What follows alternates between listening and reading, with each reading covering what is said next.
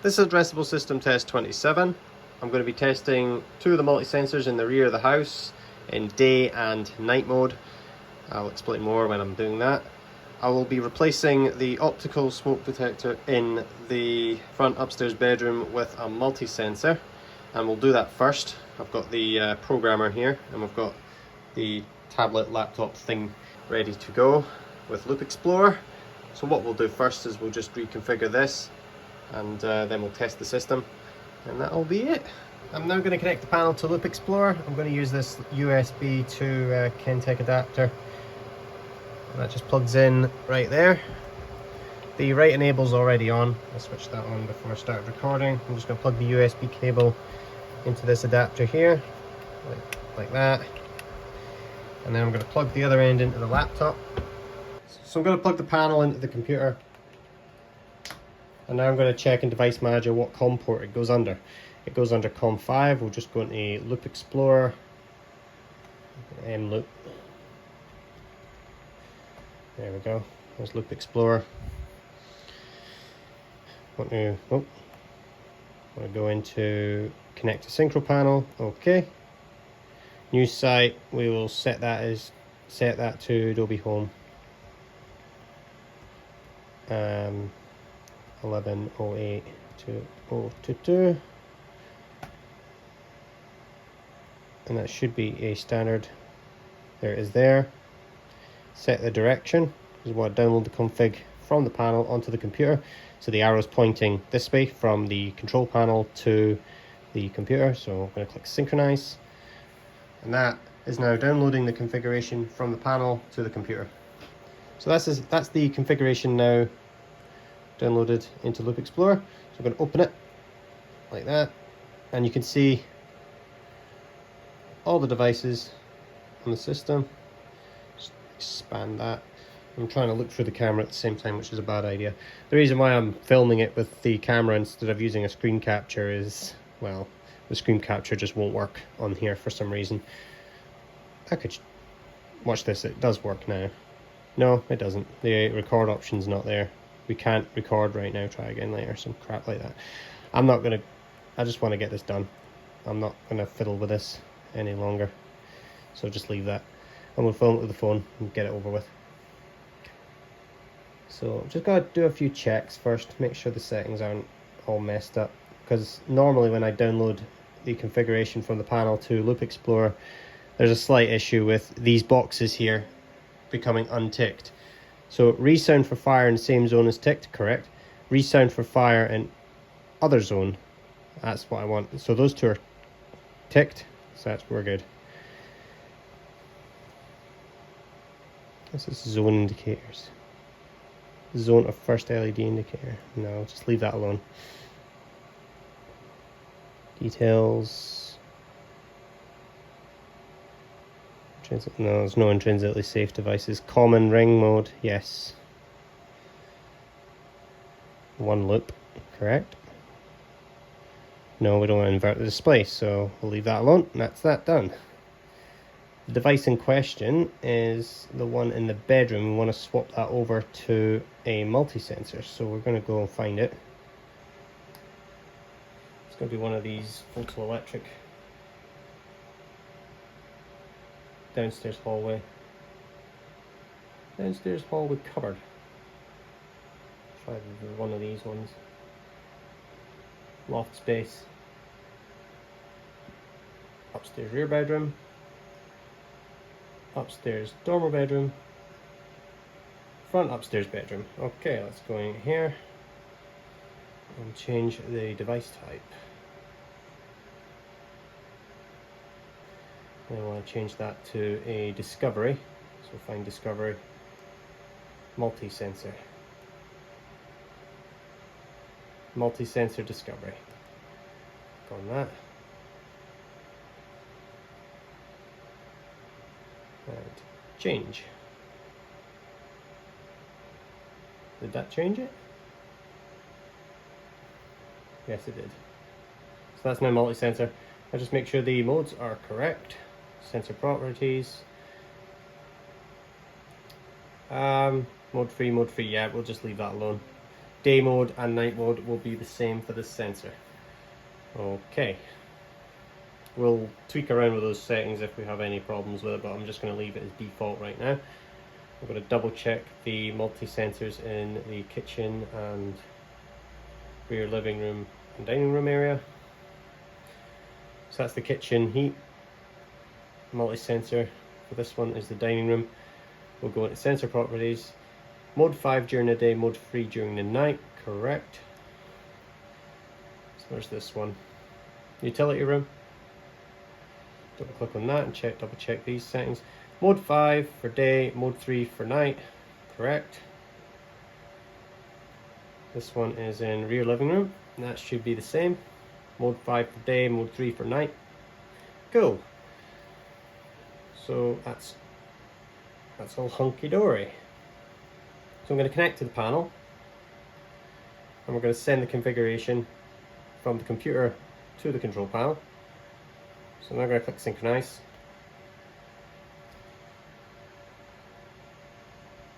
And that is updating the configuration. Now it's initializing. That'll take a few minutes. This process does take a while. So now it's saying wrong device type in front upstairs bedroom. So now we're going to go up the stairs and we're going to swap that device out with the brand new one. So we'll go up the stairs with this and we'll pop it on. So that's this one here. I'm just going to pop that off, chuck it on the bed, and then we're going to pop this new one on like that, and that should initialize. You'll see the LEDs blink a bunch of times. There we go. And that's it. New multi-sensor in the bedroom. I'm now going to test the multi-sensors in the utility room and the dining room. I'm first going to check the time on the panel, make sure it's correct, which it is. Time and date is correct. Okay. I'm now going to test the two multi-sensors in the utility room and dining room in both day and night mode. These are currently in day mode, and I've set these up so that they do not react to smoke during day mode. So if I spray this into this sensor, it should not trigger the alarms. And I did double check it during the configuration update. So here we go.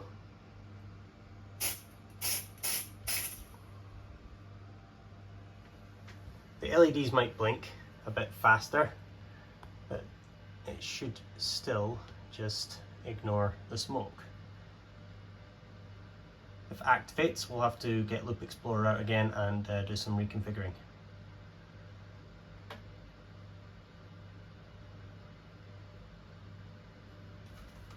Let's give it another blast, just to double check, make sure.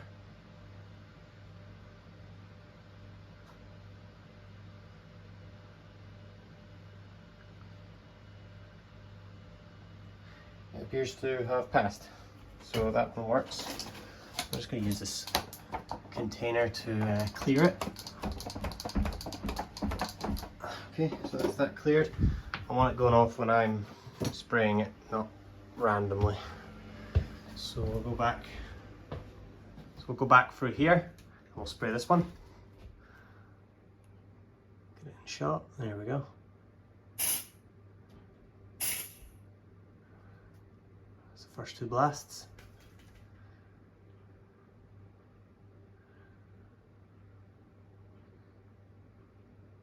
No response. Let's try again. I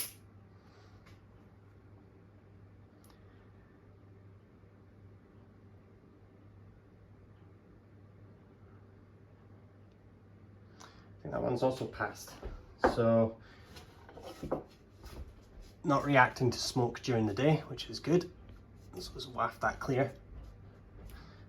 So now what I'm going to do, I'm going to go back to the control panel and set the time to when it's in night mode. So that's after 11 o'clock.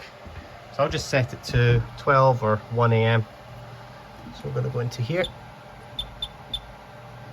system date and time, and just go to hour and then set that to 1 o'clock, 1 AM. Okay, come out of that, give it a few seconds for the system to change over. Usually see a few blinks.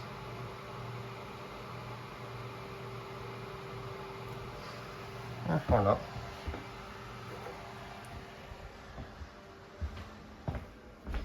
So we'll do this one first again.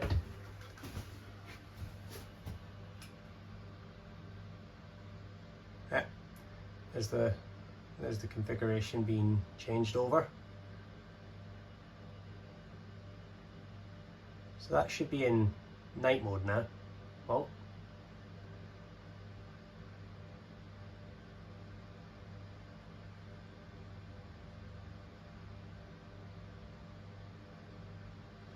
So that should be in night mode now. Let's give that a wee spray.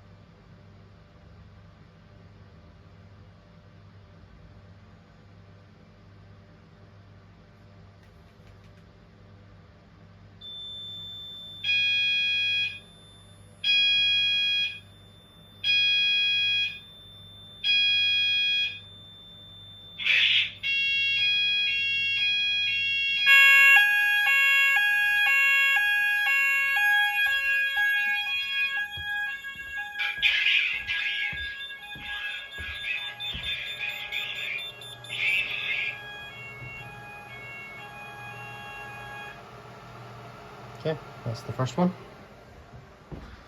That beacon did look a bit pink on camera, but I can assure you it was red.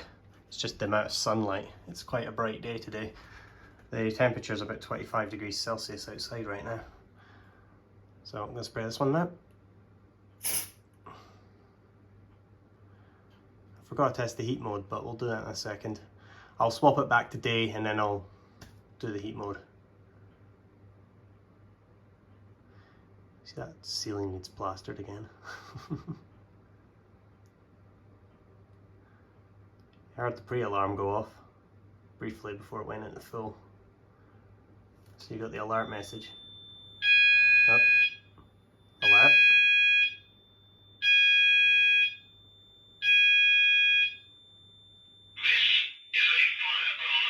Give it a bit more.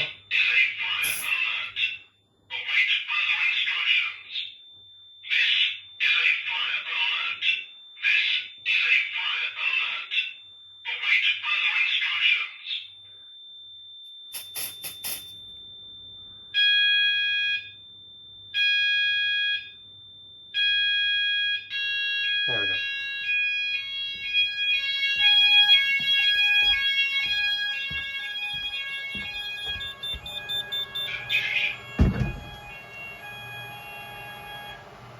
Since the newly installed upstairs sensor is in mode 3, day and night, I'm just going to test that now and get it over and done with.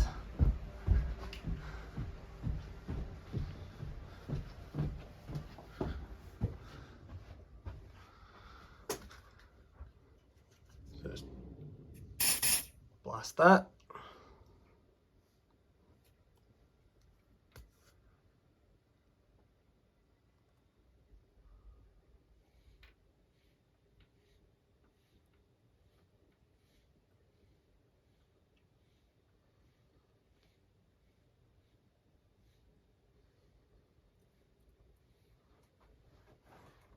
See, these do take a bit more of a doing than the smoke sensors. The smoke sensor would have gone off by now. Well, just the smoke sensor, just an optical one. You see, it's thinking about it.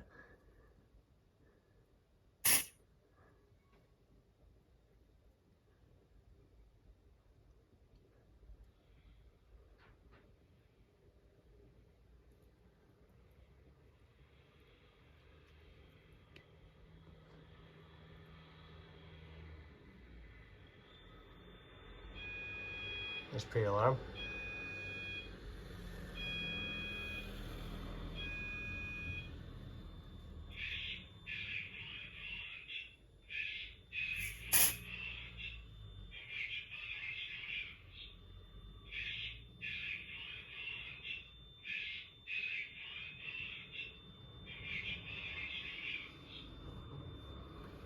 There we go, full alarm.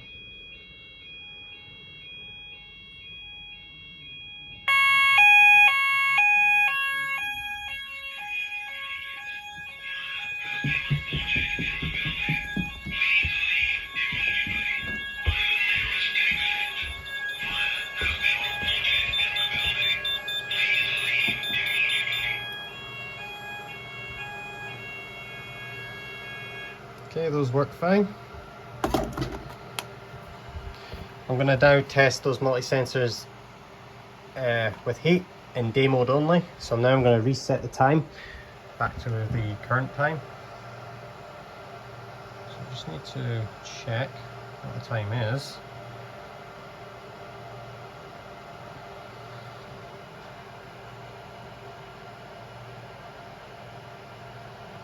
Okay, so I just need to check the time. One sec. There we go. So now I'm going to heat it up with the hairdryer. 3, 2, 1.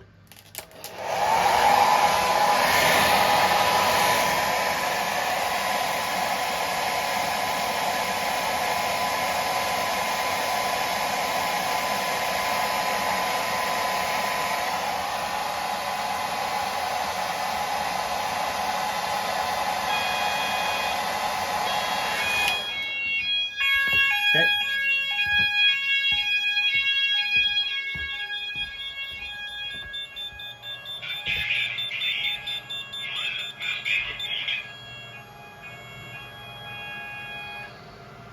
Test the dining room one now. Noise in 3, 2, 1.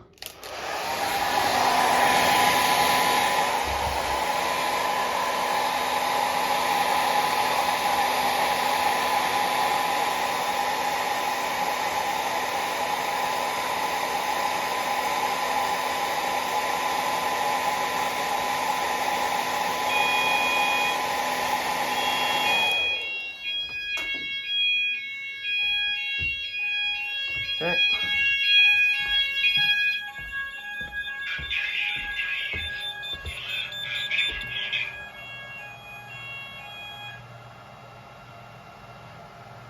I'm now going to test the CO detector in the kitchen.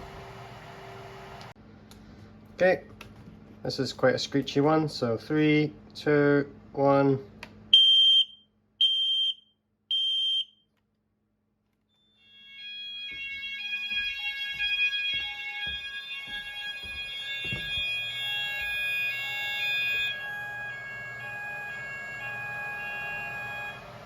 Okay, let's reset system.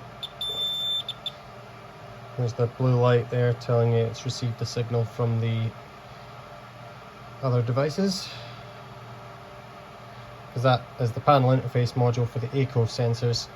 So the CO detector and the smoke detector in the caravan, they connect wirelessly to the control panel using this module here. The only thing is, if this panel goes into alarm, it can't activate the Eco's inbuilt sirens, so the sirens on the Ecos won't activate when this system's activated, but the Ecos can activate this system.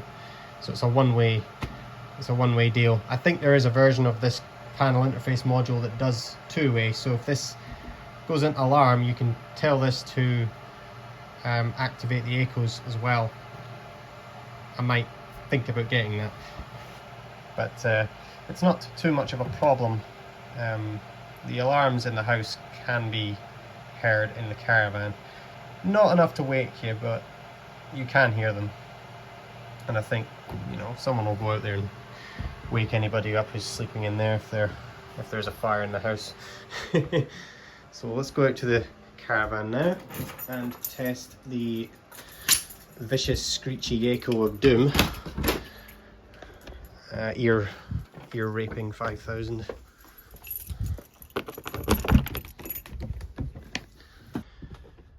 Oh, I should really wear ear protection for this one because this one is ear rapage. 3, 2, 1.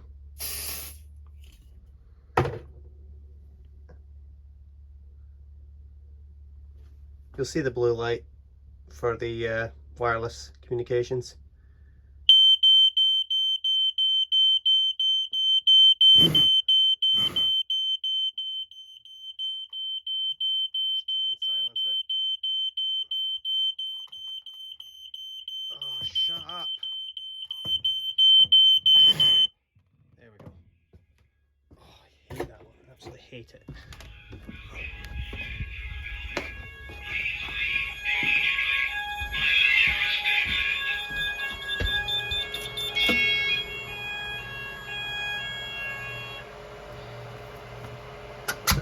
Okay. That was Addressable System Test 27. Thanks for watching.